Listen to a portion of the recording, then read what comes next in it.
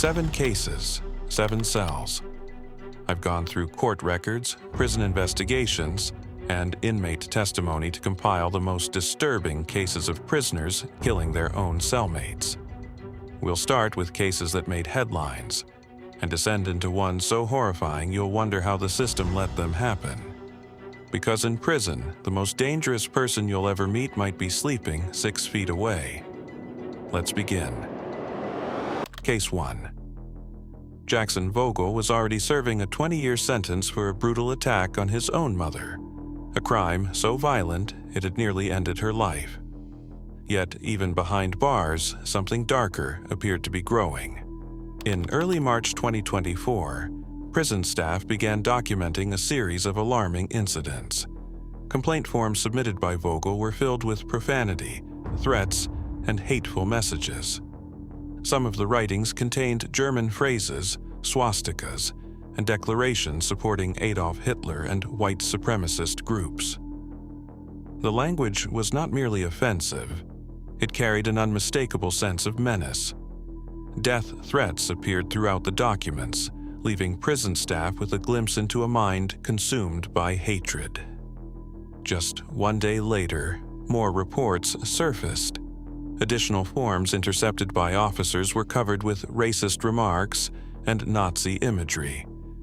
References to some of history's most horrific atrocities appeared throughout the writings. What had initially seemed like misconduct was beginning to feel far more unsettling. The hatred was not hidden. It was proudly displayed. Then came another incident. Staff entered a cell for routine maintenance and discovered a wooden bulletin board smashed into pieces. Sharp splinters and jagged edges were left behind, turning the space into a hazard. When questioned, Vogel reportedly admitted he had destroyed it simply because he was bored. The explanation itself felt chilling. Violence and destruction appeared to require no motive beyond passing the time. Months later, another young inmate entered the story. Micah Laureano was only 19 years old. After arriving at Green Bay Correctional Institution, he spent time in temporary lockup and became increasingly concerned about his safety. In a letter to his mother, he expressed hope that he might be transferred somewhere more secure. He believed there were places within the prison where vulnerable inmates could avoid danger. Instead, fate placed him in a cell with Jackson Vogel. Nothing about that decision appeared alarming from the outside. 2 inmates sharing a cell was routine, yet hidden beneath the surface was a growing nightmare waiting for the right moment. That moment arrived on August 27, 2024. During evening rounds, a correctional officer noticed something unusual. A pink piece of paper had been positioned over the cell window, blocking visibility inside. The officer ordered it removed. Vogel complied. What emerged from behind that paper was a scene of pure horror. Micah Laureano's body was hanging from the top bunk. His wrists and ankles had been bound with strips of orange material. The cell had become a crime scene. Almost immediately, Vogel confessed. According to investigators, he calmly admitted to killing his cellmate because Micah was black and gay. He later described how he rendered the young man unconscious before restraining and strangling him. Medical findings confirmed the grim reality. Micah had died from strangulation and suffocation. The deeper investigators looked, the worse the picture became. Orange strips of cloth were found throughout the cell. A handwritten note contained violent messages and hateful slurs. The evidence matched the confession. Most chilling of all was Vogel's reaction afterward. Witnesses described a man who showed no fear, no regret, and no visible remorse. He reportedly smiled as officers escorted him away. He bragged about the killing. He later claimed he had hated Micah from the moment they met and suggested boredom had played a role in the murder. Even more disturbing were statements in which he admitted that thoughts of killing people were constant, and that taking a life had given him a feeling of ecstasy. As the case moved through court, the horror only became clearer. Vogel pleaded not guilty, but the evidence left little room for doubt. When given the opportunity to address the court, he acknowledged that he struggled to understand emotion or remorse. Any apology he offered felt hollow against the overwhelming brutality of what had occurred. The judge saw a man who represented an ongoing danger to everyone around him. Describing him as a killing machine, the court delivered its final judgment.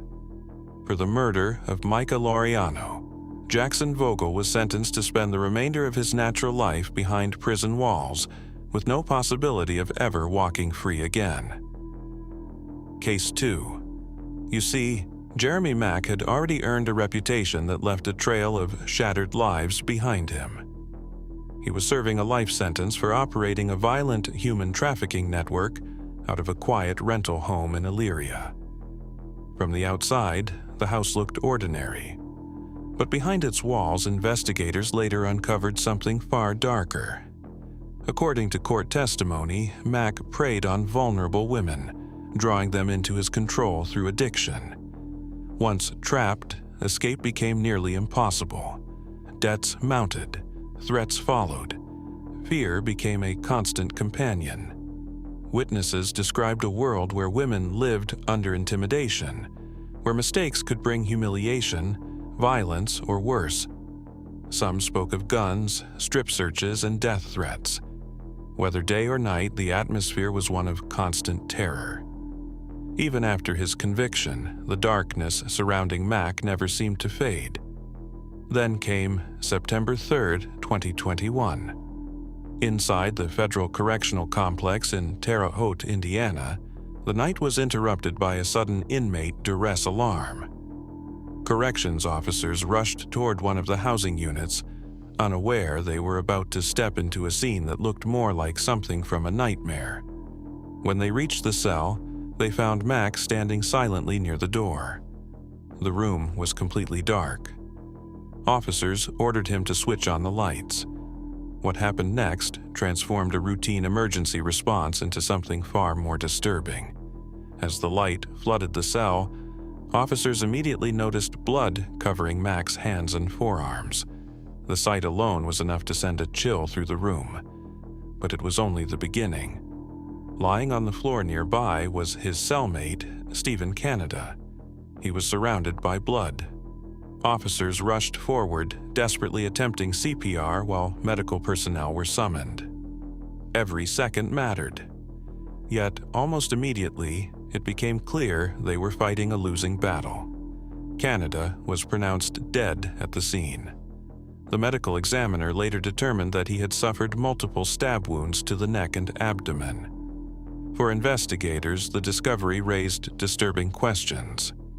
Canada had only recently arrived at the facility to begin serving an 8-year sentence on drug-related convictions. Instead, his time there ended in one of the most violent ways imaginable. The killing triggered an extensive investigation by the FBI and the Bureau of Prisons. Eventually, Mack pleaded guilty to second-degree murder. But even after the case was resolved in court, the image remained difficult to shake. A darkened prison cell, an alarm screaming through the corridors, and a convicted trafficker standing motionless beside the door, his hands stained with blood while his cellmate lay dying on the floor. The crime added another 30 years and 5 months to Mack's sentence. He was also ordered to pay restitution. Eventually, authorities transferred him to ADX Florence in Colorado, the federal government's most secure prison, a place reserved for some of the most dangerous inmates in the country. Case 3. The Special Housing Unit at the Federal Correctional Complex in Terre Haute was designed to keep dangerous inmates separated from the general prison population. Behind its heavy steel doors and concrete walls, life moved in isolation. The corridors were quiet, the lights harsh, and every cell concealed its own tensions. It was there that Lawrence Taylor and Jan Stevens found themselves sharing a cell. By January 12, 2019, the two men had been housed together for only 3 days. In the early hours of the morning, around 1:25 a.m., a staff member made a routine pass through the unit. At first glance, nothing seemed particularly alarming. Stevens appeared to be lying on the lower bunk beneath a sheet. Yet, something about the scene felt wrong. His body was positioned strangely, with his head resting near the foot of the bed rather than the pillow. Standing nearby was Taylor. He wasn't sleeping, he wasn't moving. He simply stood near the cell door, watching. The officer took a closer look. What emerged from the shadows was a scene of staggering violence. A massive wound cut across Stevens's neck. Blood stained the wall beside the bunk. More had pooled onto the floor below, spreading through the cramped cell. The silence that filled the room only made the discovery more disturbing. By the following day, an autopsy would reveal the true extent of the attack. Stevens had suffered 43 stab wounds. The injuries covered multiple areas of his body, but the most devastating damage was concentrated around his neck.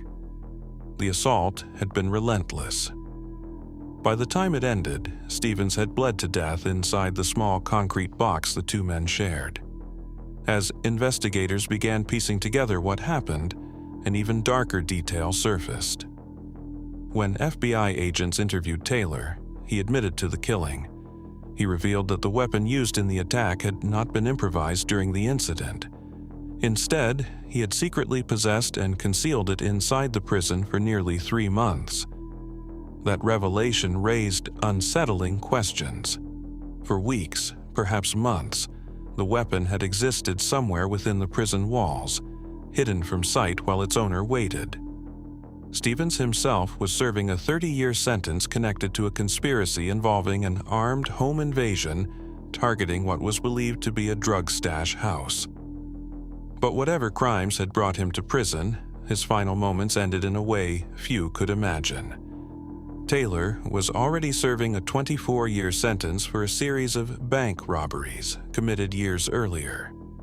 At the time of the killing, he was not expected to leave federal custody until 2031.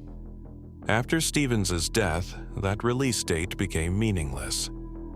Taylor ultimately pleaded guilty to second-degree murder and received a life sentence. Case 4. You see, Peter McCann had already built a disturbing reputation within the prison system. Violence seemed to follow him wherever he went. Records showed a pattern that was impossible to ignore, one that grew darker with each passing incident. In April 2000, he was convicted of grievous bodily harm after attacking another inmate with a mallet, striking him in the head. Just months earlier, he had slashed a prisoner with a razor blade, an assault serious enough to result in disciplinary action inside the prison. These were not isolated outbursts, they were warning signs. Then, in February 2004, while incarcerated at HMP Leeds, McCann struck again. Armed with a razor blade, he attacked another prisoner and injured a prison officer during the chaos that followed. Staff members became increasingly alarmed. His behavior appeared volatile, aggressive, and deeply unpredictable. Some saw a man spiraling further into dangerous territory. Concerned by what they were witnessing, prison officials placed him in isolation and recommended a mental health assessment. But the assessment never happened. Before anyone could properly evaluate him, McCann was released. The freedom lasted only weeks. Soon after returning to the outside world, he was arrested for shoplifting. During the arrest, officers discovered he had been carrying a concealed knife. Released on bail and placed in a hostel, he was later caught hiding another weapon, a dining knife that had been deliberately sharpened into something far more dangerous. His bail was revoked, and on March 25, 2004, he was sent back to HMP Leeds. What happened next would later be viewed as a catastrophic failure. When McCann returned to prison, crucial information about his violent history was either overlooked or missing. His previous assaults, his recent behavior, and the growing concerns surrounding him were not properly connected. Staff assessing him did not have the full picture. Then came the warnings. A probation officer reviewing his history became so disturbed by what she found that she contacted the prison directly. She warned them that McCann posed a significant risk, particularly within a prison environment. The next day, she called again, repeating her concerns. By then, the danger was no longer hidden. The warnings had been delivered, yet nothing changed. On April 1st, another inmate was temporarily housed with McCann. The experience unsettled him enough that he warned prison staff the following morning. Whatever he had seen inside that cell was troubling enough for him to speak up. Still, the warning went nowhere. Later that same morning, McCann was moved to a new cell on A Wing. Waiting inside was Shahid Aziz. Aziz was not serving time for violence. He was in custody for criminal damage while awaiting trial on drug-related charges. Like countless prisoners before him, he likely assumed he would simply be sharing a cell. Instead, he was unknowingly stepping into a nightmare. Less than an hour after the two men were placed together, an alarm shattered the routine sounds of the prison. Something terrible had happened.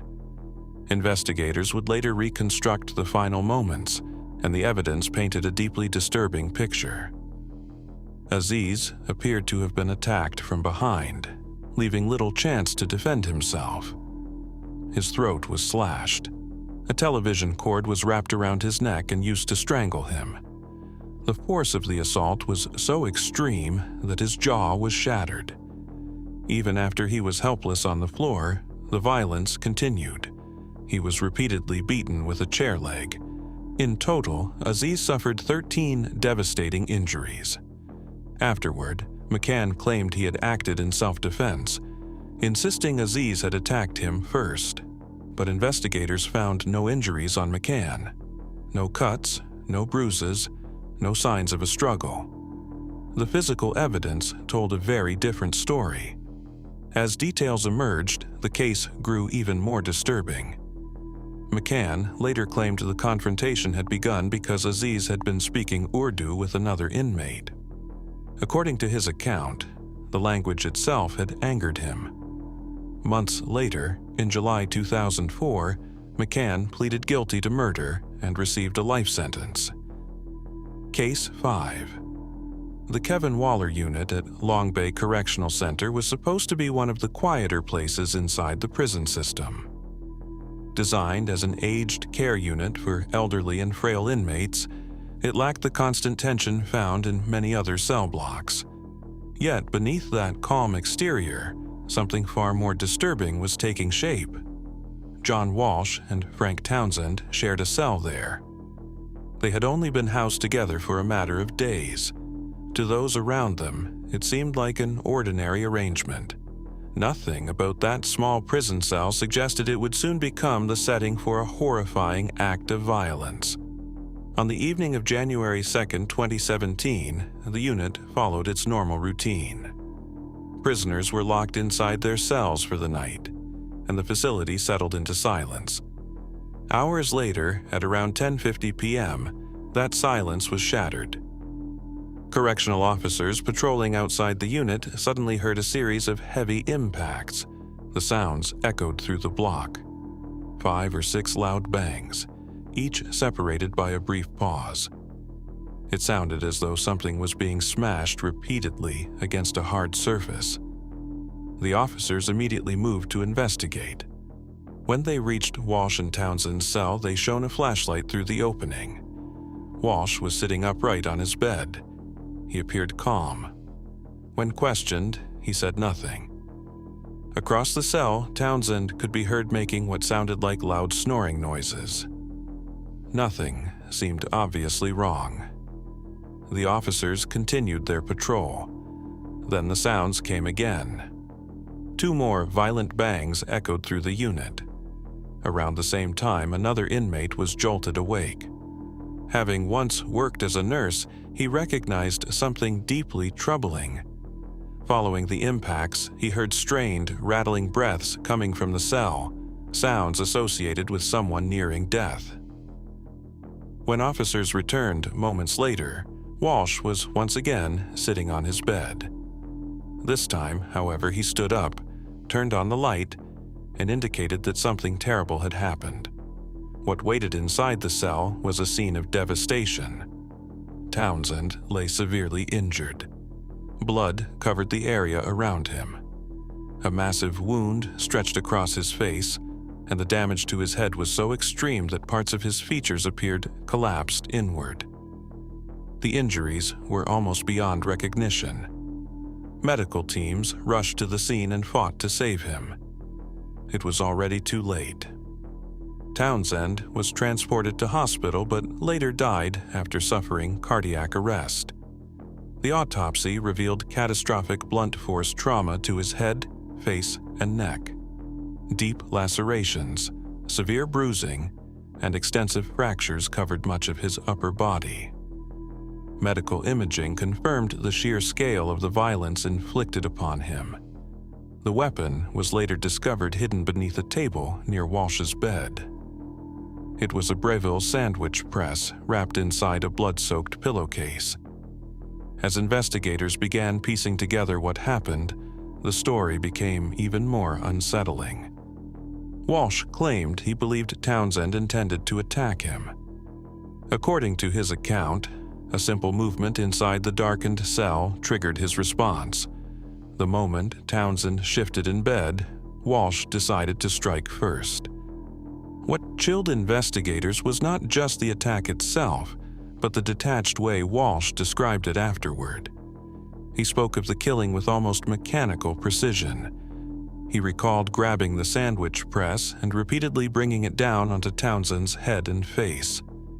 He admitted he could not remember exactly how many blows he delivered. The violence had become a blur of repeated impacts. There was no emotional outburst in his description. No rage, no panic. Instead, Walsh repeatedly described his actions as tactical. He explained that his mind operated through what he called cold rage, a state where violence could be carried out without hesitation or emotion. The deeper investigators dug into his history, the darker the picture became. Walsh was already serving a life sentence for one of Australia's most horrifying family murders. Years earlier, he had brutally killed his wife and 2 young grandchildren inside their home. The murders were acts of unimaginable cruelty, leaving a trail of devastation that permanently shattered his family. Even Walsh himself seemed haunted by those crimes. During questioning, he reflected on the killings with the same detached tone that defined much of his interview. The absence of genuine remorse was impossible to ignore. Ultimately, he was convicted of Townsend's murder and sentenced to yet another life term.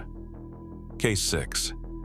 For more than a decade, the murder of Ken Judes remained an unsettling mystery. Years passed, leads faded, and questions lingered.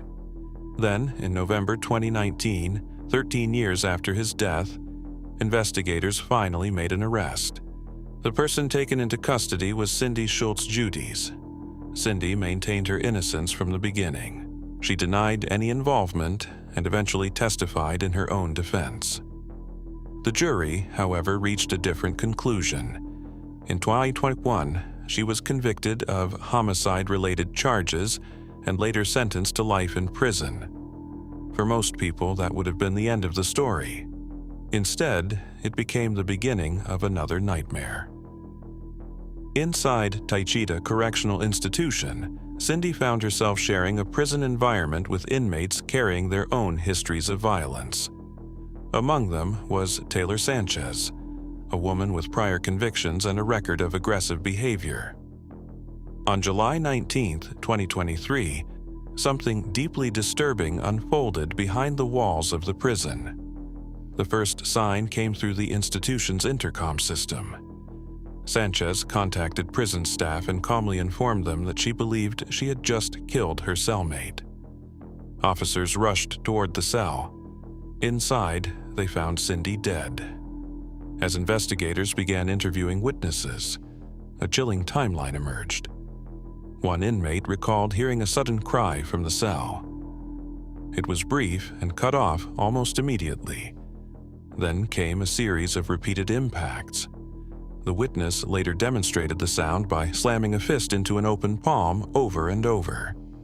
At first, she convinced herself it was nothing serious. But the noises continued. The sounds stretched on for minutes. Another inmate eventually called out toward the cell, asking if everything was all right. No answer came back. The silence that followed felt almost as unsettling as the violence itself. Other witnesses described hearing strange noises, unlike anything they had encountered before. One compared it to a grinding, crunching sound. Another described repeated impacts that sounded like someone being kicked again and again. The rhythm was relentless. Each strike seemed to blend into the next. Meanwhile, surveillance footage quietly recorded the final hours. Cindy entered the cell during the late afternoon. Sanchez followed shortly afterward. The door closed behind them. Time passed. The cell remained shut. To anyone walking past, nothing appeared unusual. Yet, behind that door, a brutal attack was unfolding. When correctional staff finally questioned Sanchez, she reportedly admitted what she had done. She stated that she had attacked Cindy using both her hands and feet. Investigators later learned she claimed to have been hearing voices that urged her to kill. What made the aftermath especially disturbing was her demeanor.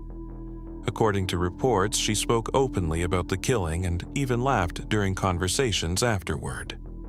During a phone call with her mother, she allegedly described the attack in blunt terms, explaining that she had stopped taking medication and had begun experiencing paranoid delusions.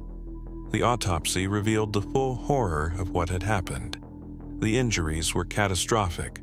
Cindy suffered so many fractures to her skull that examiners could not accurately count them all. Her ribs were broken. Severe bruises and wounds covered much of her body.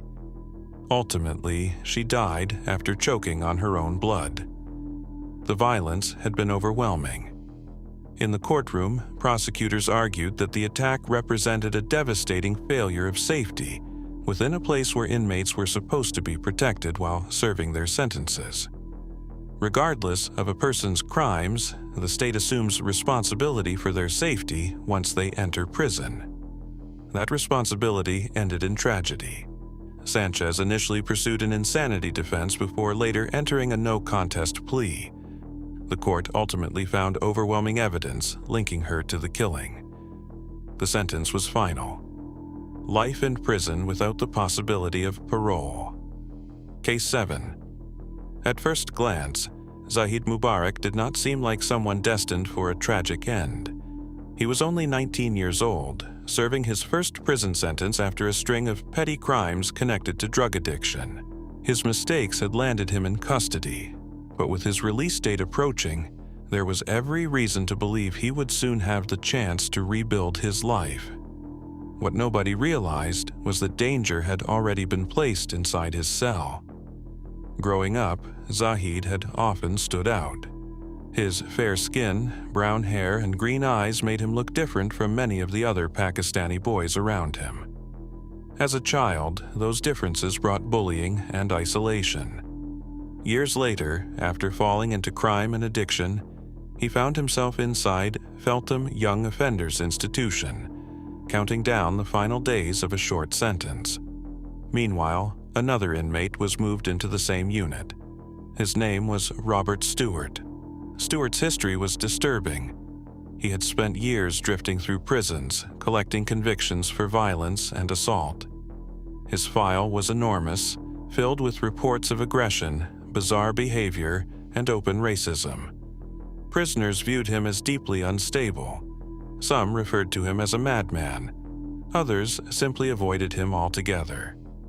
Yet, despite all the warning signs, Stewart was assigned to Zahid's cell. The decision would prove fatal. As the weeks passed, Zahid began noticing unsettling behavior. Stewart would reportedly sit for long periods staring at him in complete silence. There was something deeply unnerving about it. The silence felt heavy, as though something was building beneath the surface. Zahid sensed the danger. He even requested a cell transfer, hoping to be moved elsewhere. But the request was not treated with urgency. Life inside the prison continued as normal, while an invisible threat lingered only a few feet from his bed. On March 19, 2000, Zahid's father visited him. The young man seemed hopeful. His release was only days away. He spoke about changing his life and leaving prison behind for good. He was excited to go home. Before the visit ended, he reminded his father to arrive on time for his release. Neither of them knew those would be their final conversation. What Zahid did not fully understand was the extent of the danger beside him. Stewart was not merely a violent inmate. Hidden throughout his prison records were repeated signs of obsession, hatred, and fantasies of violence. He openly expressed racist beliefs and had written about killing a cellmate long before the attack ever happened. The warnings existed, but they were never acted upon in time. Then came the early hours of March 21st. The prison was quiet. Most inmates were asleep. At approximately 3:35 a.m., Stewart picked up a wooden table leg he had secretly broken from furniture weeks earlier. Zahid never saw it coming. As he slept, Stewart launched a savage attack, repeatedly smashing the weapon into his head. Blow after blow landed in the darkness of the cell.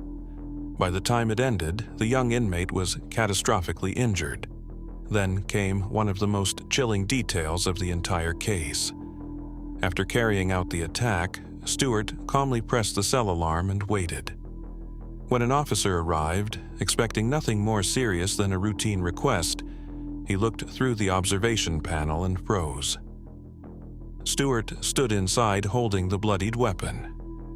Nearby, Zahid lay motionless on the bed, surrounded by blood. The reality was horrific. Even afterward, Stewart displayed almost no emotion. Witnesses later described his eerie calmness. Within a short time of the attack, he had reportedly fallen asleep. Investigators would later discover racist messages and violent writings that revealed the murder was fueled by hatred. Some of those writings had essentially predicted the crime before it occurred. Zahid was rushed to the hospital, where machines kept him alive for a week.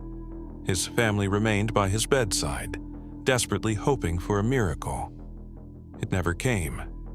After 7 agonizing days, he died from the devastating injuries inflicted inside that prison cell. The tragedy exposed a catastrophic failure.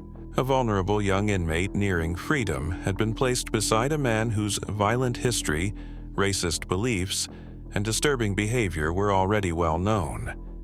In the end, Robert Stewart was convicted of murder and sentenced to life imprisonment.